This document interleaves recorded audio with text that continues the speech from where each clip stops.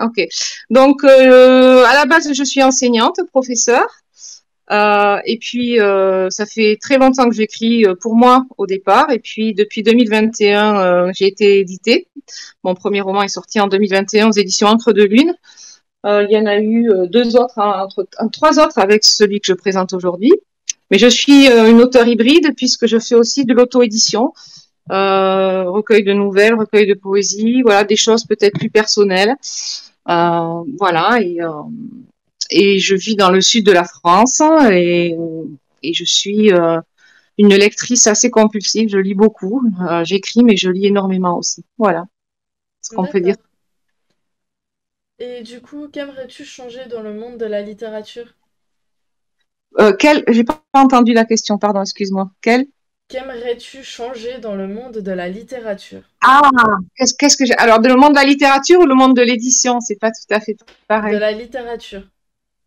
Dans le monde de la littérature, euh, je sais pas, peut-être casser un petit peu plus les codes des genres littéraires, essayer de, parce que moi, je suis assez touche à tout. J'aime bien changer. Je n'appartiens pas à un seul genre littéraire, et je trouve que c'est hyper intéressant de mixer comme ça, de dire qu'un roman est atypique, on ne sait pas trop où le placer, qu'il y a un petit peu voilà plusieurs genres dans un roman. Ça j'aime bien. Et c'est vrai qu'en général, quand on lit un roman, on est sur un type de voilà de littérature. Donc peut-être voir plus de mixité entre les genres littéraires au sein de même livre. Ouais. Voilà, ce serait peut-être ça. D'accord. Et du coup, de quel auteur ta plume s'inspire-t-elle?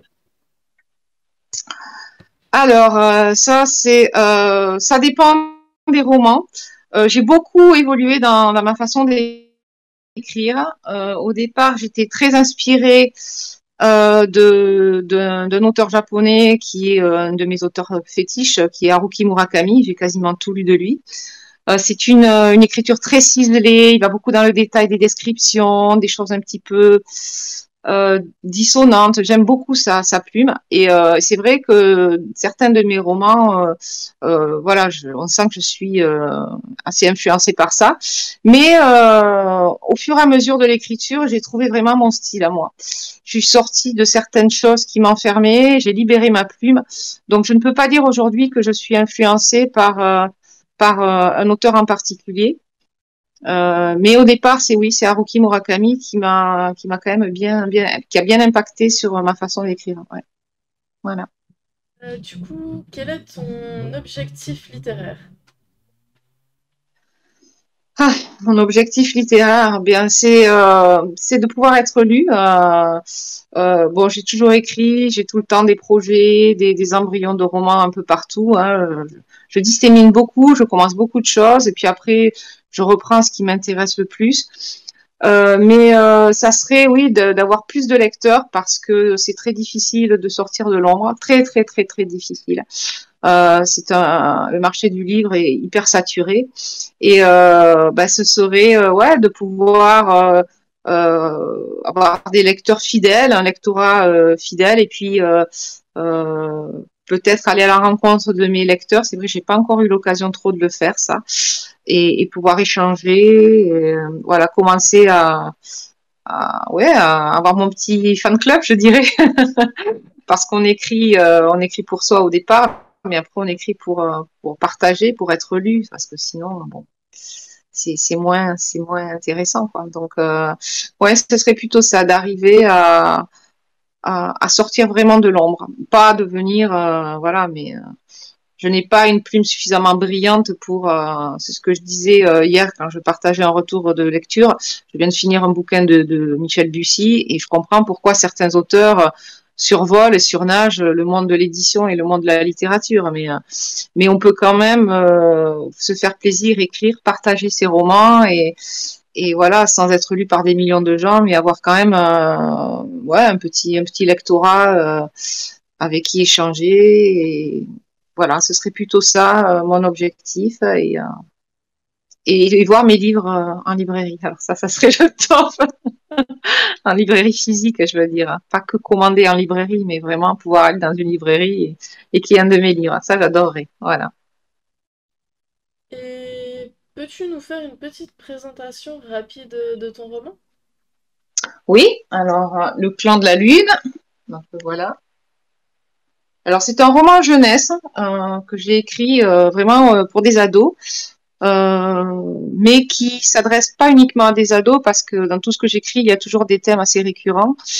Donc, on suit une meute de loups, le clan de la Lune, une meute atypique, une meute pas comme les autres, parce que c'est un roman fantasy, il y a quand même de la magie chez ce peuple loup. Donc, il s'adresse à des adolescents, on va dire, à partir de 12 ans. Ça peut être lu plus bas par des enfants qui vraiment sont de très bons lecteurs. Et après, il n'y a pas de limite d'âge. Ça peut être lu. J'ai eu de très bons retours d'adultes aussi. Donc, il n'y a pas d'âge, quoi. 99 ans, ça se lit très bien. Donc, c'est l'histoire de cette meute de loups. Il y a des règles à respecter. C'est dans un monde difficile pour pouvoir survivre. Il est question d'entraide, de discipline. Et bien sûr, il va se passer des choses et cette meute va partir pour une quête et elle va avoir énormément d'embûches sur sa route, beaucoup de rebondissements, beaucoup d'aventures. Voilà, donc on retrouve, on va dire, tous les ingrédients d'un roman jeunesse, le suspense, les dangers, beaucoup de rebondissements, donc du rythme. Il y a beaucoup plus de rythme par rapport à ce que j'écris d'habitude.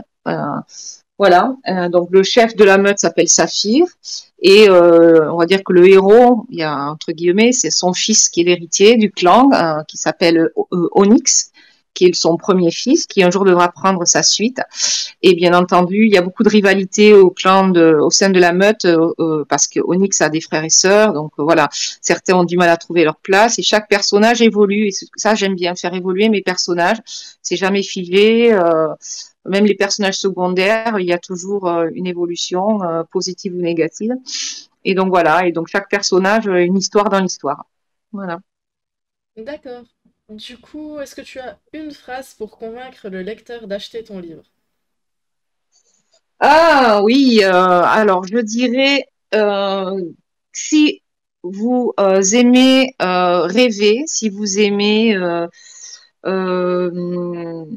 être surpris, si vous aimez être l'inattendu, et si vous aimez le fantastique, et si vous aimez les animaux, eh bien ce livre est fait pour vous, parce que les personnages sont hyper attachants. Je pourrais même pas vous dire, bon, il y en a que je préfère à d'autres, mais chaque personnage a vraiment sa couleur. Il y a une grande évolution dans l'histoire entre le début et la fin. C'est une duologie, donc il y a une suite. Et bien sûr, la fin du livre donne envie de connaître la suite, parce qu'on va aller sur de gros rebondissements dans le tome 2. Oui, les personnages sont attachants et en même temps, les descriptions sont sympas. Voilà, ça se passe dans le monde de la nature. Il y a beaucoup d'interactions avec d'autres animaux, des pumas, des lynx. Donc, ça fait rêver, ça fait réfléchir aussi, parce qu'il est question aussi, donc, dans les prédateurs des loups, bien le plus terrible de tous, c'est l'homme. Donc, il y a aussi une réflexion sur la place de l'homme dans la nature, ce qu'on lui fait subir, toujours. Ça, c'est quelque chose que j'aime mettre en avant. Il est question de solidarité, il est question de ne jamais abandonner, croire en ses rêves. Donc, c'est aussi très formateur pour les ados parce qu'il y a un message fort dans ce livre au travers de ces animaux-là. Et bon, en général, les ados adorent les romans avec des animaux. Et là, le fait que chaque personnage a sa personnalité, a sa couleur distincte, ça aussi, ça rajoute un élément de plus, je pense, à la qualité de ce roman. Voilà, c'est ce que je dirais. Bon, c'est pas une phrase, c'est un petit paragraphe. J'ai développé un petit peu. Je me disais, la phrase est longue. Non, c'est pas une phrase. Ça, c'est le côté blabla. Ça, c'est le côté prof, tu vois, quand on démarre, il va, ça peut s'arrêter. C'est la déformation professionnelle. Il faut toujours qu'on explicite quelque chose qu'on vient de dire. Voilà. Et je vais te laisser nous lire un passage, le passage de ton choix du Oui, roman Le Clan de la Lune. le plan de la Lune. Vous m'entendez toujours, c'est bon? Oui, Ok. Alors, j'ai choisi le chapitre 9. Dans ce chapitre 9, donc on a déjà commencé à avancer dans l'histoire, il est question d'Emery. Emery est la première fille du roi de Saphir, du seigneur du clan de la Lune. C'est un personnage qui va énormément évoluer. Elle est très fière d'elle, elle a un caractère bien trempé. Et elle n'aime pas trop les lois du clan, cette espèce de discipline qui est pourtant essentielle à la survie de son peuple. Elle est jeune, elle rêve d'aventure, ça la saoule. Et donc, elle va... En fait, il y a des... Voilà, le clan de la Lune, il y a des règles et il faut absolument respecter les règles, sinon ça peut amener jusqu'au bannissement. Et bien sûr, Emery a du mal à résister à la tentation et donc c'est un passage où elle va enfreindre une des lois du clan. Emery était au comble de l'excitation. Depuis qu'Onyx leur avait raconté tout ce qui existait au-delà du cercle, elle n'avait qu'une idée en tête, voir de ses propres yeux ce que l'oncle Arcos avait décrit à son neveu. Sans révéler à quiconque ses intentions, elle était partie quelques jours plus tôt vers l'ouest. Elle avait secrètement observé la majesté du peuple des lynx. Elle avait admiré leur éclatante fourrure blanche et soyeuse et leurs grands yeux marqués de noir. C'était un spectacle rafraîchissant et nouveau. Emery faisait partie de ces loups aventureux à la recherche de sensations fortes. Les responsabilités et la routine ne satisfaisaient pas sa soif de découverte. Le monde était si vaste, et tout ce qu'on attendait d'elle, c'était de surveiller le cercle pour repérer les intrus, de participer aux chasses et de se soumettre aux lois du clan alors qu'elle était avide d'aventure. Elle voulait explorer, entreprendre, espionner et partir au hasard de ses pas. Cette première escapade en solitaire l'avait comblée et elle était décidée à recommencer. Elle savait qu'elle risquait gros si elle se faisait prendre. Son père ne plaisantait pas avec les lois du clan et elle prenait aussi le risque de perdre son affection. Pourtant, combien elle aurait aimé lui montrer à quel point elle était intrépide et courageuse. Malgré la possibilité de s'attirer ses foudres, la curiosité grandissait jour après jour. Forte de son premier succès et certaine de pouvoir toujours rester invisible parmi l'ennemi, elle avait décidé de vagabonder au nord pour tenter d'apercevoir les redoutables pumas. Elle ne pouvait pas encore se rendre sur les terres des ours, car ces derniers étaient plongés dans leur profond sommeil hivernal. Il fallait attendre le printemps, mais trotter sur les collines, fouler la neige, errer sur la crête aux portes du royaume des grands félins lui semblait une entreprise intéressante. L'ambiance au sein du clan n'était pas au beau fixe. Le gibier était rare. On rentrait souvent bredouille de la chasse. Il fallait se contenter de maigres petites prises. Mais après quelques semaines difficiles pour la meute, alors que les estomacs commençaient à crier famine, Topaz avait trouvé la piste d'un petit troupeau de cerfs qui tentait tant bien de mal de survivre au froid sous le couvert du grand bois. Emery préférait les chasses dans la grande prairie où les hautes herbes dissimulaient un loup. Au fond de la forêt, la meute avait plus de mal à s'organiser et à avancer sans faire de bruit. Les aînés en étaient capables, mais il y avait toujours un jeune adulte pour mettre la patte sur une branche pourrie et avertir ainsi le troupeau de leur arrivée. Ce jour-là, pourtant, le clan avait eu de la chance. Ils avaient abattu une biche.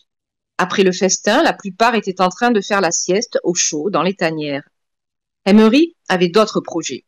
Elle se glissa hors du camp sans être vue et prit la direction du nord. Le soleil perçait la couche nuageuse et la neige étincelait comme des diamants tout autour d'elle. Ses pattes s'enfonçaient dans la poudreuse, y laissant de jolies empreintes. Après quelque temps, la jeune louve atteignit la limite du cercle. Elle s'arrêta, renifla et observa. Elle était sur le point de franchir la frontière. Un pas, puis un autre. Elle était à présent sur le territoire des pumas. Le danger avait quelque chose d'excitant. Tous ses sens étaient en alerte et l'adrénaline déclenchait toutes sortes de sensations. Tout était intense et Emery aimait ça. Elle continua d'avancer sur une terre inconnue, mais elle ne vit aucun puma à l'horizon. Le paysage, en revanche, était magnifique, immense et minéral. Le soleil rendait la neige éblouissante. Par moments, Des blocs de pierre sortaient de l'océan blanc. Alors qu'elle était perdue dans sa contemplation, elle entendit un son feutré derrière elle.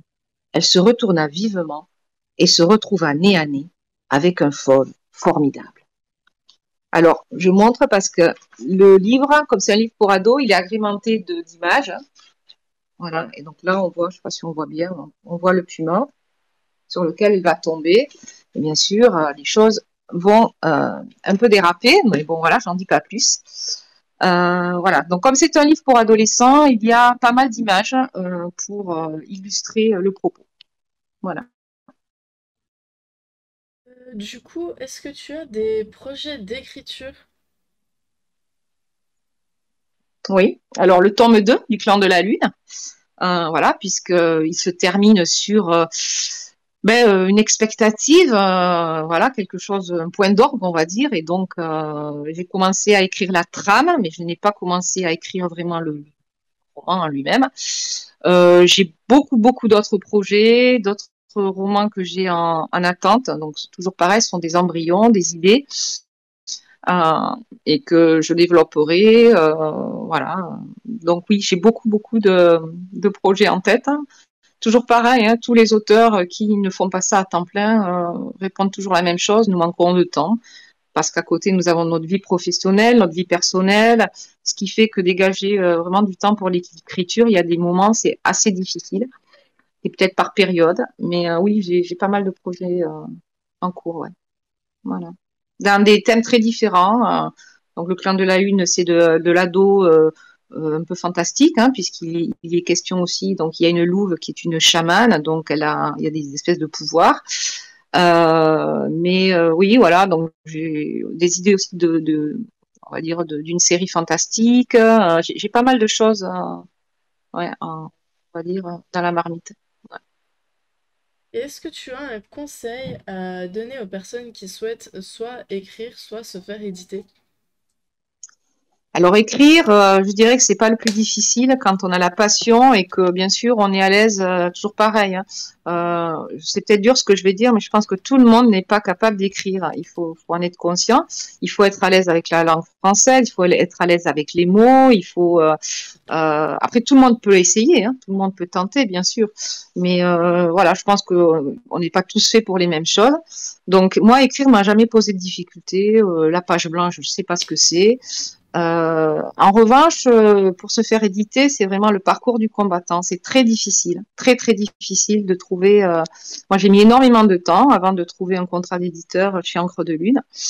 Euh, Après, je trouve qu'être auteur hybride, c'est pas mal aussi parce que il y a certains bébés qu'on a envie de porter du début jusqu'à la fin, hein, voilà. Après, faire attention à sa maison d'édition. Il faut vraiment choisir une maison d'édition sérieuse. Et là aussi, il y a beaucoup de pièges à éviter, beaucoup d'écueils. Moi, j'ai reçu des propositions. Je me suis toujours renseignée sur la maison d'édition. Et à partir du moment où, tu le dis d'ailleurs dans une de tes vidéos, où on demande de l'argent, il faut partir en courant. Il y a un business derrière pour profiter de la naïveté de jeunes auteurs en herbe. Jeunes ou moins jeunes d'ailleurs. Donc, il faut faire attention parce que c'est quand même une machine qui peut broyer et peut-être quelquefois, plutôt que de s'obstiner si on n'obtient pas de réponse d'une maison d'édition, eh ben, il faut peut-être essayer par ses propres moyens. Mais alors là, la difficulté supplémentaire, c'est la promotion de ces romans. C'est très difficile aussi de faire la promotion de ces romans quand on est auto-édité. Voilà. Après, ouais, restez vigilant à qui vous avez affaire au niveau de l'édition, au niveau de la maison d'édition, parce qu'il y a beaucoup d'arnaques. Voilà. D'accord. Est-ce que tu as quelque chose à ajouter? Non, alors tous mes romans, si les gens sont intéressés, bon, le Clan de la Lune, il est disponible partout en broché et en numérique.